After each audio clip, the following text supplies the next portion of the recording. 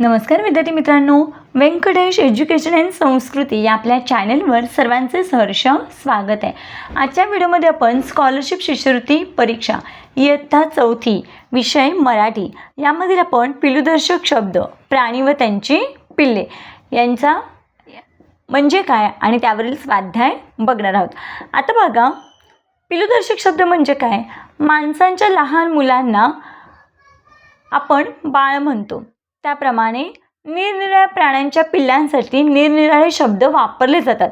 त्यालाच आपण काय म्हणतो? पिलूदर्शक शब्द. जसं बघा, कुत्र्याचे पिल्लू, गाईचा गोरा किंवा वासरू, गाईची कालवड पण असते, गाईचे वासरू पण असते, गाढवाचे शिंगरू, घोड्याचे शिंगरू, पक्ष्यांचे पिल्लू, माणसाचे बाळ किंवा लेकरू, मांजराचे काय असतं? पिल्लू, मेंढीचं कोकरू, म्हशीचं रेडकू किंवा पारडू, वाघाचा बच्चा किंवा बछडा, शेळीचं काय असतं? करडू, सिंहाचा छावा, हत्तीचे पिल्लू किंवा हत्तीचे करभ, हरणाचे पाडस किंवा त्यालाच काय म्हणतात? शावक असे म्हणतात. आता आपण स्वाध्याय बघूया. बघा, इथे आपल्याला प्रश्न पहिला दिला आहे. योग्य पर्याय निवडून त्याच्या क्रमांकांचे वर्तुळ रंगवा. कोकरू कोणाचे? मग बघा, शेळीचं काय असतं? करडू, मेंढीचे कोकरू, कोंबडीचे पिल्लू, घोड्याचे शिंगरू. मग कोकरू कुणाचं असतं? तर मेंढीचं. मग उत्तर आहे पर्याय क्रमांक 2 योग्य. पुढचा प्रश्न बघा, शावक कोणाचे? बघा, घोड्याचे आणि गाढवाचे काय असते? शिंगरू असते. घोड्याचे आणि गाढवाचे काय असते? शिंगरू असते. गाईचे वासरू कालवड किंवा गोरा असतो. म्हशीचे रेडकू असतं. मग हरणाचं पाडस किंवा त्याला शावक असे म्हणतात. म्हणून मग योग्य उत्तर आहे पर्याय क्रमांक 4. बछडा कोणाचा? बघा, वाघाचा काय असतो? बछडा. म्हणून मग योग्य उत्तर आहे पर्याय क्रमांक 1 वाघाचा बछडा. सिंहाचा छावा असतो. हत्तीचं पिल्लू किंवा करभ असतं. कुत्र्याचं पण पिल्लू असतं. शिंगरू कोणाचे? मग बघा, आपल्याला माहिती आहे गाढवाचं आणि घोड्याचं काय असतं? शिंगरू. मग योग्य उत्तर आहे पर्याय क्रमांक 3. पिल्लू कोणाचे? माणसाचे, पक्षाचे, गाईचे, सिंहाचे. आता बघा, माणसाचे काय असतं? बाळ असतं आणि पक्ष्यांचे काय असतं? पिल्लू असतं. म्हणून मग योग्य उत्तर आहे पर्याय क्रमांक 2. पुढचा प्रश्न बघूया. चुकीची जोडी निवडा. हरणाचे शावक बरोबर आहे का? बरोबर आहे. हरणाचे पाडस किंवा त्याला शावक म्हणतात, हे बरोबर आहे. कुत्र्याचे पिल्लू हे पण बरोबर आहे. म्हशीचं रेडकू हे पण बरोबर आहे. गाईचे शिंगरू हे चुकीचं आहे, कारण गाईचं कालवड, गोरा किंवा वासरू असतं आणि घोड्याचे किंवा गाढवाचे शिंगरू असतं. म्हणून मग चुकीची जोडी आहे पर्याय क्रमांक 4.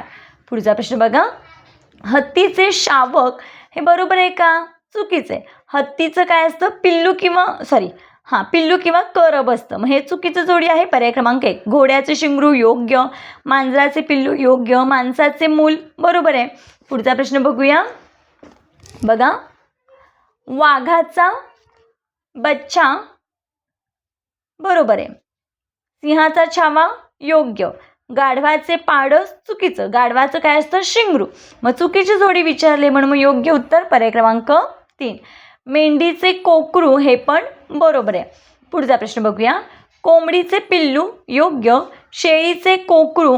आता शेळीचे कोकरू असतं का? शेळीचं काय असतं? करडू. म्हणून इथं चुकीचं आहे पर्याय क्रमांक 2. गाईचे वासरू योग्य आहे, गाढवाचे शिंगरू योग्य आहे. पुढचा प्रश्न बघूया. बघा, माकडाचे बाळ, माणसाचे लेकरू बरोबर आहे. माणसाचं लेकरू पण म्हणतात. शेळीचं करडू बरोबर आहे.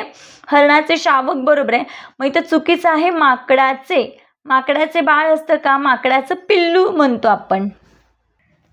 म्हणून मी इथे चुकीची जोडी आहे पर्याय क्रमांक 1. पुढचा प्रश्न बघा, योग्य पर्याय निवडून त्याच्या उत्तराच्या क्रमांकांचे वर्तुळ रंगवा. करभ कोणाच्या पिल्लाला म्हणतात? मग आपण आत्ताच बघितलं, करभ हत्तीच्या पिल्लाला म्हणतात. मग बघा, हत्तीच्या पिल्लाला काय म्हणतो आपण? करभ म्हणतो. म्हणून मग योग्य उत्तर आहे आपलं पर्याय क्रमांक 3. पुढचा प्रश्न, पारडू कोणाच्या पिल्लाला म्हणतात? आता बघा, म्हशीचं रेडकू किंवा त्यालाच काय म्हणतो आपण, पारडू म्हणतो. म्हणून मी ते योग्य उत्तर आहे पर्याय क्रमांक 2. म्हशीच्या पिल्लाला पारडू किंवा रेडकू असे पण म्हणतात. गाईच्या पिल्लाला काय म्हणतात, गाईच्या पिल्लाला गोऱ्हा म्हणतात. पर्याय क्रमांक 4 हे योग्य उत्तर आहे. करडू कोणाच्या पिल्लाला म्हणतात, मग आपल्याला माहिती शेळीच्या पिल्लाला करडू म्हणतात. पर्याय क्रमांक 1 योग्य उत्तर. पुढचा प्रश्न बघा. पुढील कोणाच्या पिल्लाला पिल्लू असे म्हणत नाहीत. बघा, कोंबडीचं पण पिल्लूच असतं, कुत्र्याचं पिल्लू, मांजराचं पण पिल्लू असतं. म्हशीचं काय असतं, म्हशीचं असतं रेडकू किंवा पारडू.